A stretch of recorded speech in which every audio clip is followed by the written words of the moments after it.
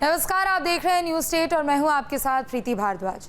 5 साल बाद कैलाश मानसरोवर की यात्रा इस साल 30 जून से शुरू होने जा रही है और इस बार कुल 250 भक्तों को ही यात्रा पर जाने की अनुमति मिली है। केंद्र सरकार, आईटीबीपी और उत्तराखंड सरकार भी कैलाश मानसरोवर की यात्रा की तैयारियों में जुटी हुई है। इस बार यात्रा पिथौरागढ़ के धारचूला से शुरू होगी और अच्छी बात यह है कि पहले के मुकाबले कम दिनों में ही यात्रा खत्म हो जाएगी, क्योंकि लिपुलेख तक सड़क बन चुकी है। लिहाजा लिपुलेख के बाद ही यात्रियों को पैदल चलना होगा। देखिए खास रिपोर्ट, चलो कैलाश।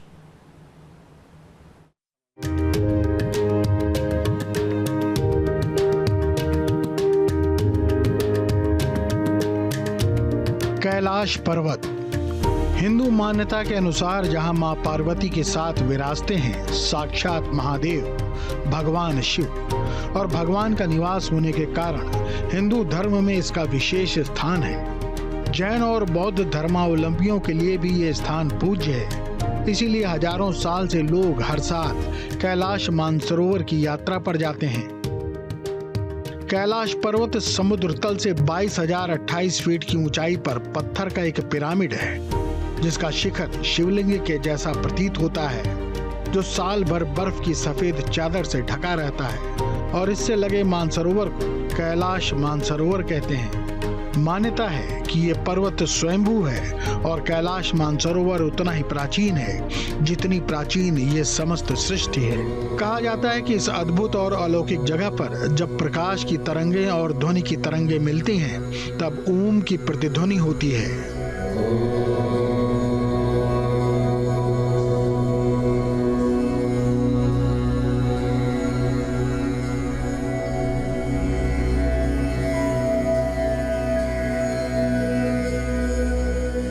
पौराणिक मान्यताओं के अनुसार ये कहा जाता है कि ये जगह कुबेर की नगरी है। यहीं से भगवान विष्णु के चरण कमलों से निकलकर गंगा नदी कैलाश पर्वत की चोटी पर तेजी से गिरती हैं और भगवान शिव उन्हें अपनी जटाओं में धारण कर लेते हैं और धरती पर निर्मल धारा के रूप में प्रवाहित कर देते हैं। मानसरोवर में पांडवों के जाने का उल्लेख भी पुराणों में मिलता है। ये भी मान्यता है कि शरीर त्यागने के बाद माता सीता मानसरोवर के रास्ते से ही स्वर्गलोक गई थीं। कैलाश मानसरोवर को साक्षात शिव के दर्शनों के लिए पावन स्थान माना जाता है।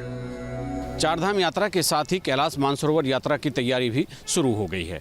राज्य सरकार का हालांकि उसमें बहुत ही कम दखल होता है, लेकिन राज्य होने की वजह से, उत्तराखंड एक स्टेट होने की वजह से उसकी अपनी एक जिम्मेदारी बन जाती है। हालांकि इस पूरी यात्रा को आईटीबीपी संपन्न कराती है और केंद्र सरकार का विदेश मंत्रालय का इसमें सीधा दखल होता है। लेकिन फिर भी राज्य और केंद्र सरकारें चारधाम यात्रा के साथ साथ कैलाश मानसरोवर की यात्रा में भी जुट गए हैं। आईटीबीपी ने पूरा रोड मैप तैयार कर लिया है और 4 जुलाई से शुरू होने वाली इस यात्रा पर सभी की निगाहें टिकी हुई है और 4 जुलाई को ये सभी तीर्थयात्री जितने भी होंगे जो कैलाश मानसरोवर की यात्रा करेंगे वो टनकपुर पहुंचेंगे और वहां से ये यात्रा शुरू होगी।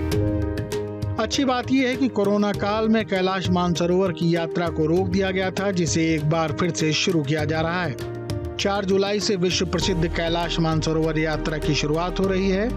उत्तराखंड के पिथौरागढ़ के धारचूला और सिक्किम के नाथुला से यात्रा की शुरुआत होने जा रही है। भारत सरकार के विदेश मंत्रालय, कुमाऊं मंडल विकास निगम और आईटीबीपी के सहयोग से इस यात्रा को आयोजित किया जा रहा है और धारचूला से इस बार पहली बार सड़क मार्ग से यात्रा की जाएगी। इससे सबसे पहले कैलाश मानसरोवर यात्रा इस क्षेत्र में पैदल सफर करके हुआ करती थी। तो जो इम्पॉर्टेंट चीज़ है कि पैदल के बजाय, क्योंकि बाय रोड सीधे पहुंचेंगे, तो ऐसे में एक्लेमेटाइजेशन एक बहुत बड़ा मुद्दा हो सकता था। लेकिन उसके लिए भी जिस तरह से योजना बनाई गई है कि गुंजी में ही, जो लगभग 3000 मीटर से ज़्यादा हाइट पे है, वहाँ 2 दिन का नाइट हॉल्ट है और उस दौरान एक्लेमेटाइज किया जाएगा। और उसके बाद जो नेक्स्ट लेवल ऑफ एक्लेमेटाइजेशन है वो नाबी डांग में है, वहाँ पर भी 2 दिन का रखा गया, जो पूर्व में इस तरह से 2 दिन का नाबी डांग में होता नहीं था। और उस दौरान मेडिकल चेकअप आईटीबीपी के जो मेडिकल टीम है, डॉक्टर्स है, वो अलग से नियुक्त किए जाएंगे, उनके द्वारा देखा जाएगा। कैलाश मानसरोवर यात्रा पहले 22 से 25 दिन की हुआ करती थी, लेकिन अब ये यात्रा 18 दिन में पूरी होगी। जो भी यात्री यात्रा में आते हैं उनका फिजिकली फिट होना बेहद जरूरी होता है, इसलिए दिल्ली में उनका मेडिकल चेकअप भी किया जाता है। क्योंकि हाई एल्टीट्यूड क्षेत्र में कई बार लोगों को परेशानियां होती हैं। हाई एल्टीट्यूड में ऑक्सीजन कम होना भी एक बड़ी चुनौती होता है। भले ही यहाँ रोड से जाना है और लिपुलेख पास के दौरान थोड़ा बहुत पैदल चलना पड़ेगा, और इतने ऊंचाई पे 17 और 18,000 फीट पे अगर आप पैदल चलते हैं तो फिजिकल फिटनेस के साथ साथ जो सबसे की है सक्सेस का वो है एक्लिमेटाइजेशन। अगर आप प्रॉपरली एक्लिमेटाइज है और आपको उस टेरेन पे, उस हाइट पे रहने में दिक्कत नहीं है तो ये यात्रा सकुशल की जा सकती है। कई बार एज, उम्र या फिजिकल फिटनेस से ज़्यादा एक्लिमेटाइजेशन ज़्यादा इंपॉर्टेंट हो जाता है। फिर आप जब कैलाश मानसरोवर यात्रा में जाते हैं तो उस रूट में आपको पैदल भी काफ़ी चलना पड़ता है। यद्यपि आप पोनी पोर्टर ले जाते हैं, लेकिन वहाँ पर भी करीब करीब 13 से लेकर 17,000 फीट पे आपको लगातार काफ़ी लंबे समय तक पैदल चलना और नाइट हॉल्ट करना रहता है, तो उस लिहाज से एक्लिमेटाइजेशन की रहेगी। 30 जून को कैलाश मानसरोवर यात्रा की टोली सबसे पहले दिल्ली पहुंचेगी। दिल्ली में अपने पासपोर्ट और वीजा की कार्रवाई करने के बाद मेडिकल जांच के बाद ही ये यात्री उत्तराखंड पहुंचेंगे। उत्तराखंड में यात्रा का पहला दल 4 जुलाई को दिल्ली से टनकपुर पहुंचेगा। कैलाश मानसरोवर यात्रा इस बार अल्मोड़ा से होकर जाने के बजाय टनकपुर से ही शुरू होगी। 5 जुलाई को दल टनकपुर से धारचूला के लिए रवाना होगा। 6 जुलाई को धारचूला से गूंजी के लिए यात्री रवाना होंगे। कैलाश यात्री सड़क मार्ग से धारचूला से महज 5 घंटे में गूंजी पहुंच जाएंगे। यात्रियों की सुविधा के लिए प्रशासन की ओर से सभी व्यवस्थाओं को दुरुस्त किया जा रहा है। 6 जुलाई और 7 जुलाई को यात्री गूंजी में ही रात्रि विश्राम करेंगे, फिर नाभि ढांग से होते हुए लिपुलेख और तकलाकोट होते हुए कैलाश मानसरोवर का दर्शन करेंगे। थोड़ा रूट में यह है कि पहले जो 28 डेज का रहता था, अब ये क्योंकि दोनों तरफ जो इंफ्रास्ट्रक्चर डेवलपमेंट है उसके लिहाज से ये पहले दिन दिल्ली जाएंगे और दिल्ली जो नेक्स्ट 18th डे वापस दिल्ली पहुंचेंगे।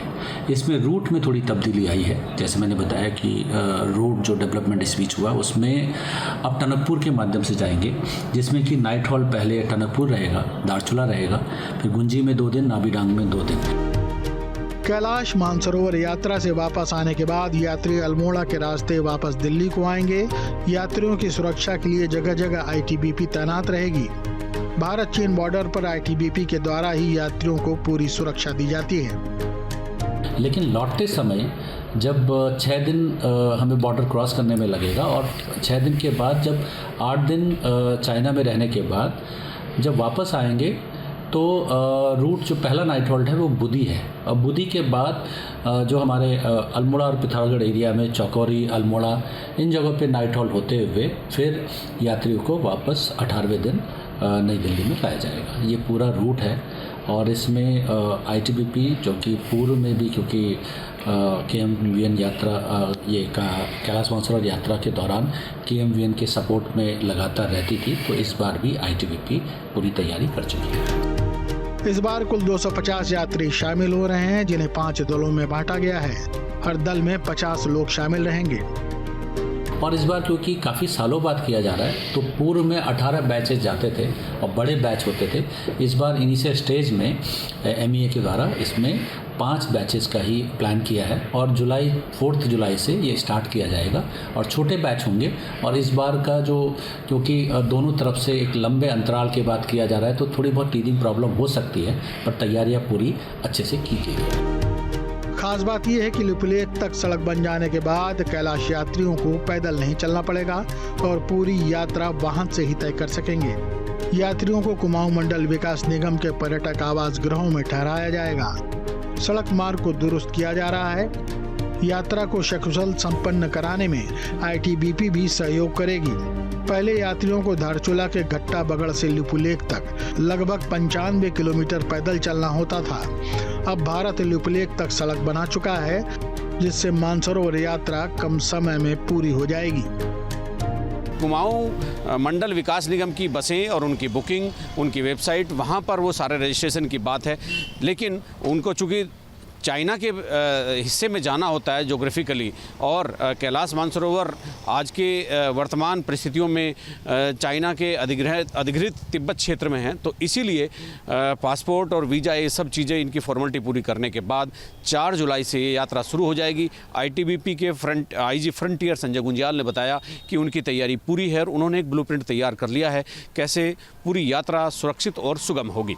अपने सहयोगी कैमरामैन सोनी कुमार के साथ न्यूज स्टेट के लिए देहरादून से अजीत सिंह राठी।